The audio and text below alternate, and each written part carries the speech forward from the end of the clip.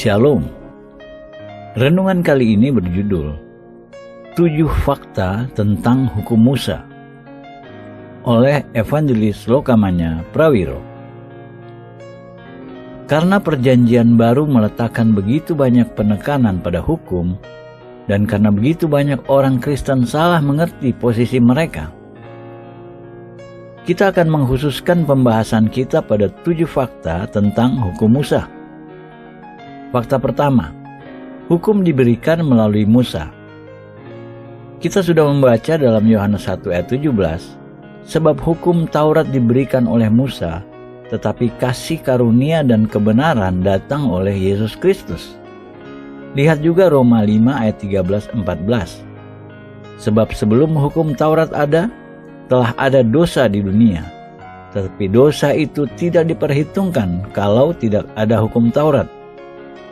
Sungguh pun demikian, maut telah berkuasa dari zaman Adam sampai zaman Musa juga atas mereka yang tidak berbuat dosa dengan cara yang sama seperti yang telah dibuat oleh Adam. Periode waktu dari Adam sampai Musa adalah periode sampai hukum. Selama masa itu dunia tidak memiliki sistem hukum agamawi yang diturunkan oleh Allah, melainkan manusia diatur oleh hati nurani mereka. Namun ketika Musa datang, hukum diberikan melaluinya. Tindakan tunggal pada satu titik dalam sejarah manusia. Fakta kedua, hukum adalah sistem tertutup. Hukum Musa adalah lengkap sempurna. Tidak ada yang dapat ditambah dan tidak ada yang harus dikurangi. Hukum diberikan pada awalnya dicatat dalam kitab Keluaran.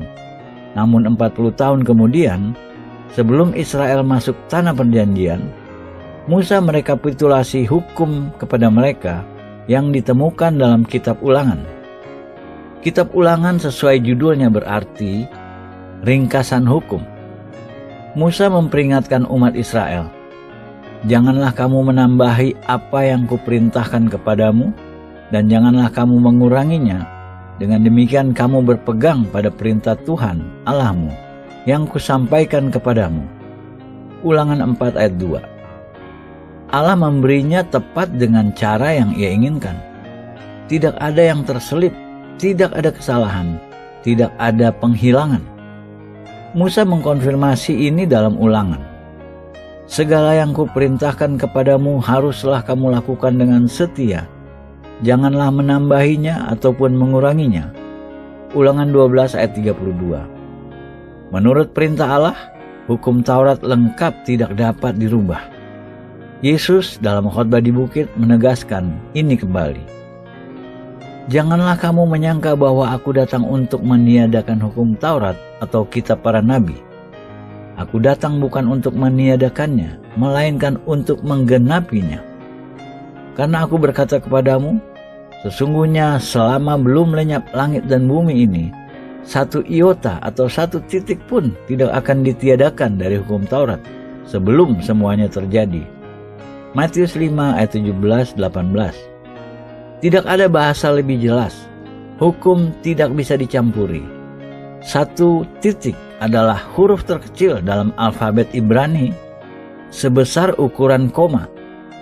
Jadi, Yesus berkata dengan begitu banyak kata, begitu tepat dan begitu sempurna hukum yang diberikan melalui Musa, sehingga tidak ada satu huruf kecil atau bahkan satu bagian dari satu huruf dihilangkan darinya. Paulus menulis juga tidak ada yang salah dengan hukum.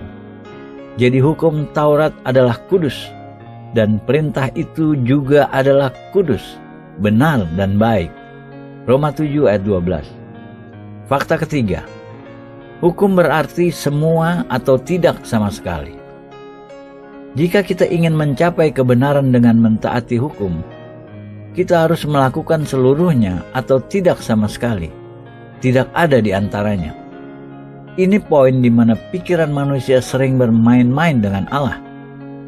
Tuhan jelas, apakah kita mentaati seluruh hukum setiap waktu atau kita tidak peduli sama sekali, karena hukum tidak ada gunanya, sia-sia, tanpa hasil, dan tidak efektif kecuali kita mentaatinya secara sempurna dan seluruhnya. Paulus mengatakan pada kita, karena semua orang yang hidup dari pekerjaan hukum Taurat berada di bawah kutuk. Sebab ada tertulis, terkutuklah orang yang tidak setia melakukan segala sesuatu yang tertulis dalam kitab hukum Taurat. Galatia 3 ayat 10. Pernyataan ini memberi setiap orang alasan untuk berhenti sebentar. Siapapun yang mencoba menjadi benar melalui perbuatan-perbuatan hukum berada di bawah kutuk. Sekali kita berada di bawah hukum, kita tidak memiliki pilihan-pilihan lain.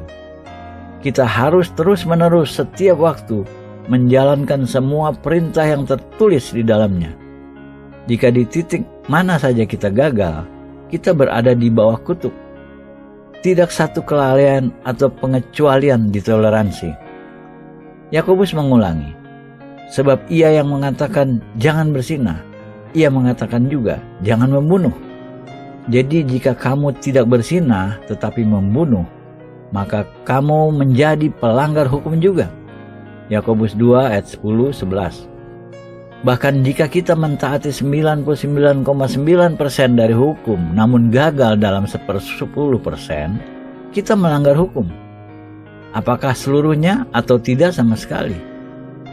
Fakta keempat, Kristus menggenapi hukum. Dalam Matius 5 ayat 17, kita membaca kata-kata Yesus, "Janganlah kamu menyangka bahwa aku datang untuk meniadakan hukum Taurat atau kitab para nabi. Aku datang bukan untuk meniadakannya, melainkan untuk menggenapinya." Kitab suci mengindikasi bahwa Kristus menggenapi hukum Musa dalam 3 cara berbeda. Pertama, Yesus mentaati hukum dengan sempurna. Ia satu-satunya orang di bawah hukum yang pernah mentaati seluruh hukum tanpa melanggar satu poin manapun. Dalam Yohanes 8 ayat 46, kita membaca bahwa Yesus berkata kepada pemimpin-pemimpin agama pada zamannya, "Siapakah di antaramu yang membuktikan bahwa aku berbuat dosa?" Tentunya tidak ada dari mereka memiliki bahkan satu poin yang mereka bisa tuduhkan.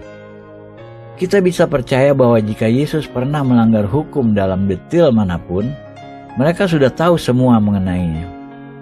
Ia mentaati hukum dengan sempurna. Kedua, Yesus menggenapi hukum dengan menggenapi semua nubuatnya. Segala sesuatu yang hukum menubuatkan mengenai Mesias digenapi oleh Yesus. Lukas mencatat kata-kata yang Yesus ucapkan kepada murid-muridnya setelah kebangkitannya.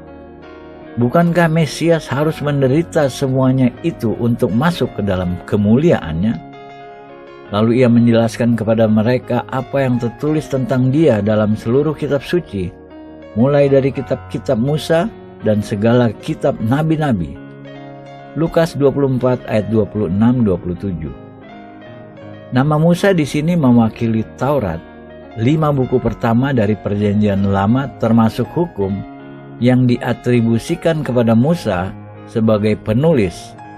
Orang-orang Kristen pada umumnya mengacu pada 5 buku ini sebagai Pentateuch, yang berasal dari 2 kata Yunani yang berarti 5 dan kasus, referensi pada kasus-kasus yang menyimpan gulungan-gulungan. Tulisan-tulisan tentang hukum dan tradisi-tradisi adalah Talmud. Segala sesuatu yang hukum dan kitab-kitab nabi-nabi Perjanjian Lama nubuatkan tentang Mesias digenapi dalam Yesus. Ia menggenapi seluruh kitab suci. Ketiga, Yesus menggenapi hukum dengan membayar hukuman final mewakili kita. Ini mungkin cara paling penting di mana Yesus menggenapi hukum Taurat. Dalam Roma 6 ayat 7 kita membaca, "Sebab siapa yang telah mati, ia telah bebas dari dosa." Teksnya lebih baik diterjemahkan, "Sebab siapa yang telah mati dijustifikasi dari dosa." Dengan kata lain, hal terakhir yang hukum bisa lakukan terhadap kita adalah menghukum mati. Tidak jadi masalah jika kita sudah divonis 15 kali hukuman mati atau hukuman yudisial. Hukuman mati hanya bisa dilakukan 1 kali. Dan ketika kita sudah menjalani hukuman mati, itu akhir. Tidak bisa dilakukan lebih lagi pada kita. Karena ketika kita sudah mati, kita tidak lagi berada di bawah hukum Taurat. Hukum berlaku seumur hidup. Yesus, meski demikian, mati bagi semua yang berada di bawah hukum Taurat. Ia menderita hukuman mati mewakili kita. Dalam Roma 7 ayat 4, Paulus menulis, "Sebab itu, saudara-saudaraku, kamu juga telah mati bagi hukum Taurat oleh tubuh Kristus, supaya kamu menjadi milik orang lain, yaitu milik Dia yang telah dibangkitkan dari antara orang mati, agar kita berbuah bagi Allah." Paulus mengatakan bahwa ketika Kristus mati, Ia mati mewakili kita. Ia membayar hukuman kita. Dia mati bagi hukum, dan kita mati bagi hukum melalui kematiannya. Karena kita dalam Kristus, karenanya hukum tidak berlaku pada kita. Kita berada di luar teritorinya, yurisdiksinya, secara final dan selamanya. Tidak ada lagi yang perlu dikhawatirkan karena sudah selesai. Paulus membuat poin yang sama dalam Galatia 2 ayat 19-20, di mana ia mengaplikasikan kebenaran ini pada dirinya. "Sebab aku telah mati oleh hukum Taurat untuk hukum Taurat, supaya aku hidup untuk Allah. Aku telah disalibkan dengan Kristus." Dengan kata lain, Paulus mengatakan, hukum menjatuhkan hukuman mati padaku dan aku mati. Hukum dan aku tidak memiliki apa-apa lagi satu sama lain.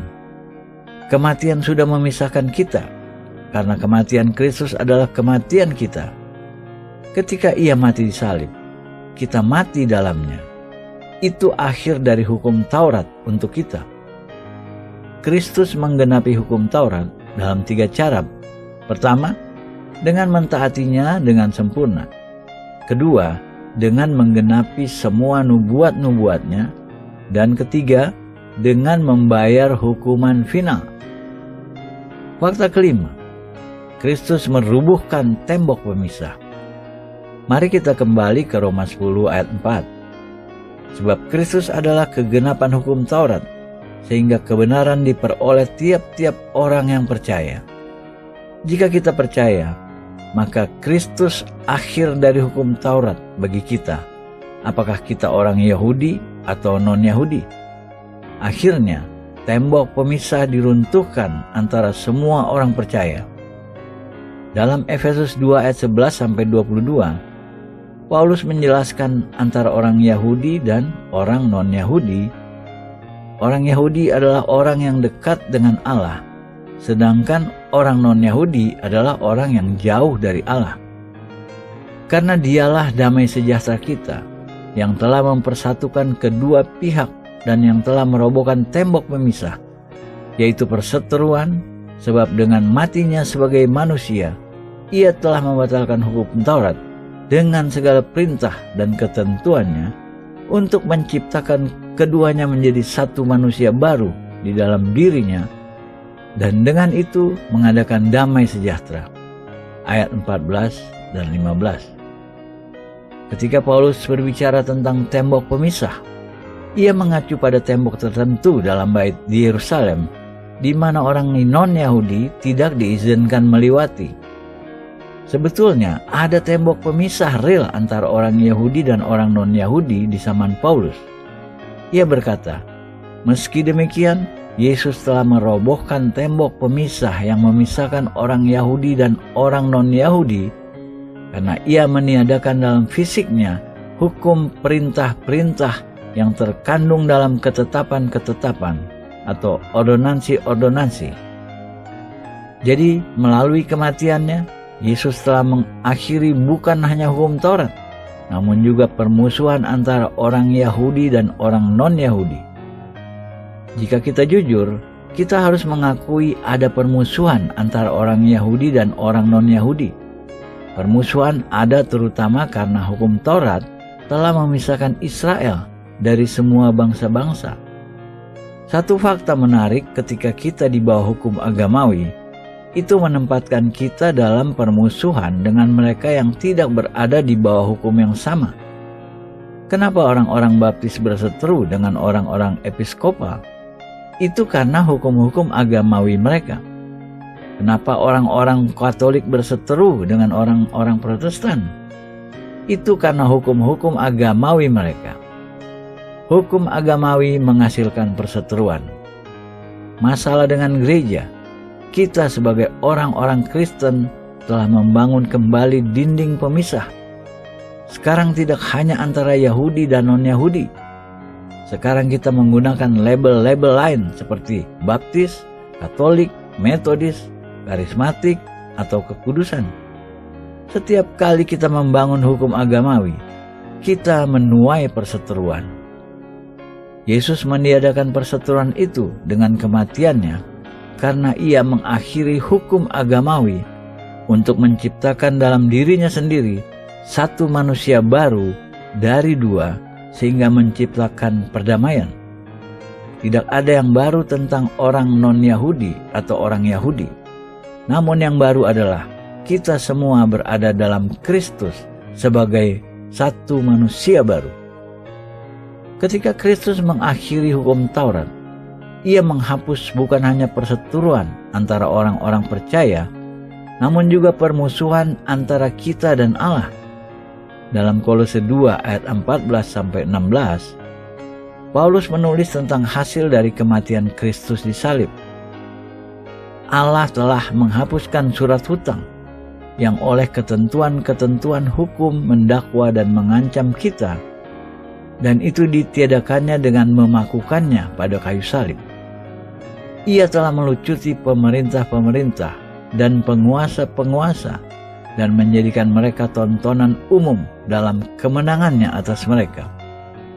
Karena itu janganlah kamu biarkan orang menghukum kamu mengenai makanan dan minuman, atau mengenai hari raya, bulan baru, ataupun hari Sabat. Paulus mengajarkan Yesus memakukan hukum pada kayu salib. Hukum berada antara Allah dan kita. Harus disingkirkan sebelum kita bisa diterima oleh Allah. Perhatikan apa yang Paulus katakan, surat hutang yang oleh ketentuan-ketentuan hukum. Kenapa surat hutang? Karena Allah menulis 10 hukum dengan jarinya sendiri. Lihat Keluaran 31 ayat 18.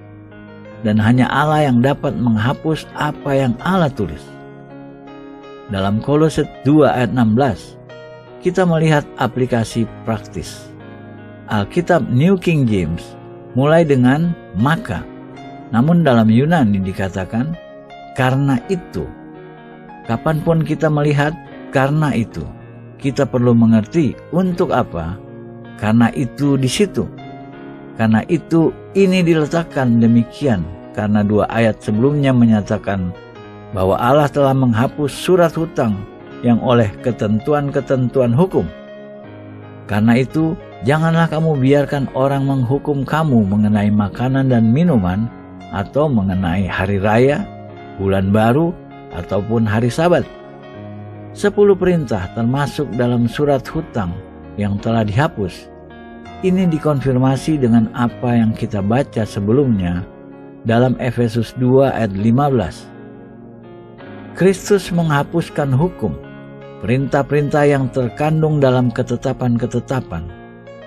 Paulus menulis, karena itu janganlah kamu biarkan orang menghukum kamu mengenai makanan dan minuman, atau mengenai hari raya, bulan baru, ataupun hari Sabat.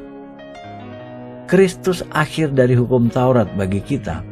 Perintah-perintah Perjanjian Lama tidak bisa lagi berbicara pada kita sehubungan dengan kebenaran. Fakta ke-6, orang-orang Kristen tidak berada di bawah hukum Taurat. Paulus menyatakan ini dengan sederhana, sebab kamu tidak akan dikuasai lagi oleh dosa, karena kamu tidak berada di bawah hukum Taurat, tetapi di bawah kasih karunia. Roma 6 ayat 14. Ia menjelaskan lebih lengkap lagi dalam Roma 7 ayat 4. Sebab itu saudara-saudaraku, kamu juga telah mati bagi hukum Taurat oleh tubuh Kristus, supaya kamu menjadi milik orang lain, yaitu milik Dia yang telah dibangkitkan dari antara orang mati, agar kita berbuah bagi Allah. Di sini Paulus berbicara masalah khusus orang-orang Yahudi. Setiap orang Yahudi yang dikonfrontasi dengan klaim Yesus Kristus dan yang diminta untuk menerimanya selalu tersiksa oleh pikiran bahwa ia akan menjadi pengkhianat terhadap bangsanya. Orang-orang Yahudi percaya bahwa mereka mengkhianati sesuatu yang sakral. Paulus mengekspresi kebebasan orang-orang Yahudi dari kewajiban mereka pada hukum Taurat dengan ilustrasi perkawinan. Jika seorang perempuan kawin dengan seorang laki-laki dan ia ingin kawin dengan laki-laki lain ketika laki-laki yang pertama masih hidup, ia telah berzina. Namun jika suami pertamanya sudah mati, ia bebas dari hukum dari suami itu, dan ia bebas untuk kawin dengan laki-laki lain. Paulus mengatakan bahwa Israel telah kawin dengan hukum Taurat, dan selama hukum masih berjalani, ia dianggap berzina jika Israel berpaling kepada siapapun lainnya, dan ia sekarang bebas dikawinkan dengan Kristus, Mesias yang sudah dibangkitkan, tanpa menjadi pezina dan tanpa melakukan pengkhianatan spiritual. Dalam ayat 6, karena itu Paulus menyimpulkan, tetapi sekarang kita telah dibebaskan dari hukum Taurat, sebab kita telah mati bagi Dia yang mengurung kita, sehingga kita sekarang melayani dalam keadaan baru menurut roh dan bukan dalam keadaan lama menurut hukum Taurat. Kita telah dibebaskan dari hukum agar kita bisa hidup dalam keadaan baru menurut roh dan bukan dalam keadaan lama menurut hukum Taurat. Ketika kita dipimpin roh, kita tidak berada di bawah hukum. Semua orang yang dipimpin roh Allah adalah anak-anak Allah. Roma 8 ayat 14. Bagaimana kita hidup sebagai anak Allah? Dengan terus-menerus dipimpin roh Allah. Itu tanda anak-anaknya. Ini dinyatakan kembali dalam Galatia 5 ayat 18. Akan tetapi jikalau kamu memberi dirimu dipimpin oleh roh, maka kamu tidak hidup di bawah hukum Taurat. Cara satu-satunya kita bisa hidup sebagai anak Allah adalah dipimpin oleh roh. Pada saat kita kembali berada di bawah hukum Taurat, kita tidak hidup sebagai anak Allah lagi, dan kita kehilangan warisan kita. Fakta ketujuh, orang-orang Kristen diperingati untuk tidak kembali ke hukum Taurat. Terakhir, perhatikan peringatan Paulus tentang hukum dalam Galatia 3 ayat 1-4. Kuasa ayat-ayat ini membuat kita kewalahan dan sering heran berapa lama dibutuhkan bagi kita untuk melihat dan mengerti apa yang Paulus katakan di sini. Satu-satunya hal yang lebih mengejutkan kita adalah sebagian besar orang Kristen masih belum mengerti keadaan mendesak dari peringatan Paulus. Mari baca mulai dari ayat 1. Hai orang-orang Galatia yang bodoh, siapakah yang telah mempesona atau menyihir kamu? Bukankah Yesus Kristus yang telah disalibkan itu telah dilukiskan dengan terang di depanmu? Apakah mungkin bagi orang-orang Kristen yang sudah dibaptis roh disihir atau dipesona? Sudah pasti mungkin. Jika tidak, Paulus tidak membuat pernyataan ini, karena ia bertanya, belumkah kamu melihat Yesus yang disalib membayar hukuman final dengan mengakhiri hukum Taurat? Paulus lalu bertanya, hanya ini yang hendak ku ketahui daripada kamu. Adakah kamu telah menerima roh karena melakukan hukum Taurat atau karena percaya kepada pemberitaan Injil? Ia bertanya pada mereka, apakah mereka harus disunat sebelum mereka menerima baptisan Roh Kudus? Atau jika mereka menerimanya dengan iman setelah mendengar pemberita firman? Lalu ia menambahkan, adakah kamu sebodoh itu? Kamu telah mulai dengan roh. Maukah kamu sekarang mengakhirinya di dalam daging? Sia-siakah semua yang telah kamu alami sebanyak itu? Masakan sia-sia? Ayat 3 dan 4. Ini pikiran yang sangat sakral. Jika kamu kembali ke bawah hukum Taurat, sia-sia semua yang telah kamu alami sebanyak itu. Sementara kita membaca Galatia, kita melihat Paulus sangat prihatin mendalam. Ia berbicara mengenai mereka sebagai hak anak-anakku. Karena kamu, aku menderita sakit bersalin lagi, sampai rupa Kristus menjadi nyata di dalam kamu. Galatia 4 ayat 19. Ini fakta yang mengherankan tentang orang-orang Galatia, bahwa tidak ada masalah-masalah moral dalam gereja Galatia. Dalam gereja Korintus, di lain pihak, ada orang yang hidup bersama istri bapaknya, ada kemabukan di meja perjamuan, dan ada perpecahan dalam gereja. Namun, ketika Paulus mulai menulis surat kepada orang-orang Korintus, ia mengambil waktu untuk mengucap syukur pada Allah untuk kasih karunia Allah yang diberikan ke atas mereka. Ketika ia menulis kepada orang-orang Galatia, meski demikian, yang tidak memiliki masalah-masalah moral, namun kembali ke bawah hukum Taurat, ia tidak mengambil satu momen pun untuk mengucap syukur pada Allah untuk mereka. Ia berkata, "Aku heran bahwa kamu begitu lekas berbalik daripada Dia yang oleh kasih karunia Kristus telah memanggil kamu dan mengikuti suatu Injil lain." Galatia 1 ayat 6. Ia jauh lebih sedih atas orang-orang Galatia dengan legalisme mereka daripada dengan orang-orang Korintus dengan imoralitas dan kemabukan mereka. Dalam surat kesimpulan kepada orang-orang Galatia, Paulus menulis, supaya kita sungguh-sungguh merdeka, Kristus telah memerdekakan kita. Karena itu berdirilah teguh, dan jangan mau lagi dikenakan kuk perhambaan. Galatia 5 ayat 1. Kata perhambaan yang Paulus maksud adalah hukum Taurat. Kita bicara tentang perhambaan pada narkoba, alkohol, dan bentuk-bentuk lain kecanduan. Namun, perhambaan yang begitu memprihatinkan Paulus adalah perhambaan pada hukum Taurat. Sesungguhnya, aku, Paulus, berkata kepadamu, jikalau kamu menyunatkan dirimu, Kristus sama sekali tidak akan berguna bagimu. Sekali lagi aku katakan kepada setiap orang yang menyunatkan dirinya, bahwa ia wajib melakukan seluruh hukum Taurat. Ayat 2 dan 3. Kita tidak bisa memilih satu bagian kecil dari hukum dan berkata, kita akan melakukan itu, namun mengecualikan sisanya. Ini semua atau tidak sama sekali.